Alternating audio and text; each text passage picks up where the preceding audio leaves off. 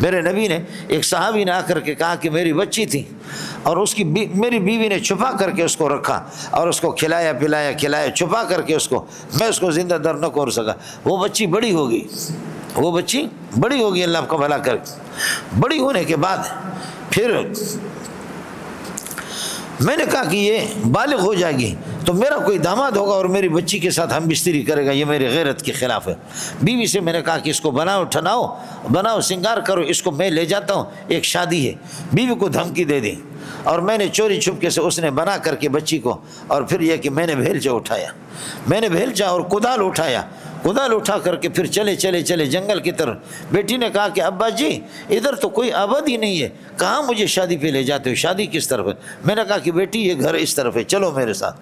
آگے گئے تو جا کر کے ایک بھوس والی زمین تھی، میں نے وہ کھودنا شروع کر دیا، زمین کو کھودنا شروع کیا۔ کھودتے میرے کپڑوں پر مٹی لگتی تھی۔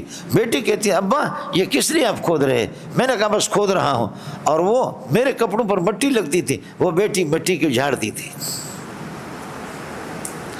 اور پھر جب وہ کھڈا تیار ہو گیا تو میں نے اس کے ہاتھ پاؤں باندھے، اس نے چیخ مارنا شروع کیا، یا رسول اللہ، میں نے اس کو دفن کر دیا، مٹی اس کے اوپر ڈالی۔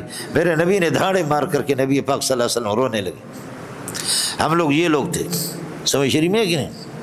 ہم لوگ یہ لوگ تھے، سمجھے؟ میرے ایک چھوٹی سی بچی ہے، سمجھے 8-9 مہینے کی بچی ہے، میں نے اپنے سارے شادی کر کے دے دی، سمجھے بھائی جان؟ یعنی 10-15 بچے ہیں میرے، 10 بیٹے ہیں، باقی بیٹیاں میں نے شادی کر۔ ایک چھوٹی سی میری بچی ہے، سمجھے 8-9 سال کی بچی ہے، اور وہ رات کو یہ عمرے پہ چلے گئے۔ اب رات کو میں اس طرح بیٹھا ہوا مطالعہ کر رہا تھا، یہ بالکل یعنی 10 سال بھی اس کی عمر نہیں ہے پوری۔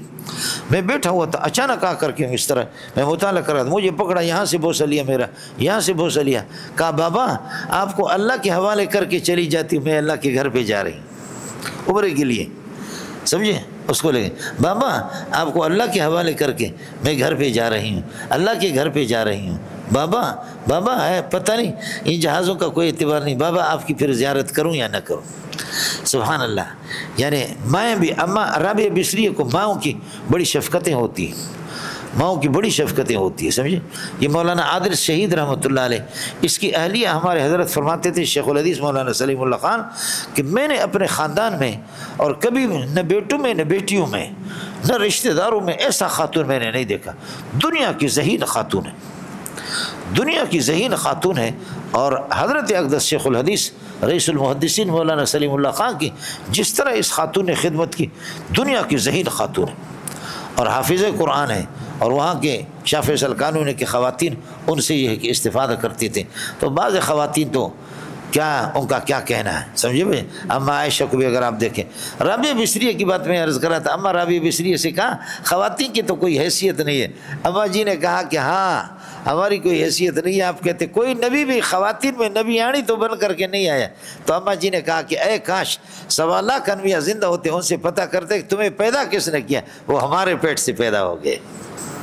1.25 لاکھ انبیاء کو ہم نے پیدا کیا ہے، وہ ہمارے پیٹ سے پیدا ہو گئے، اور ہماری کوئی حیثیت نہیں ہے۔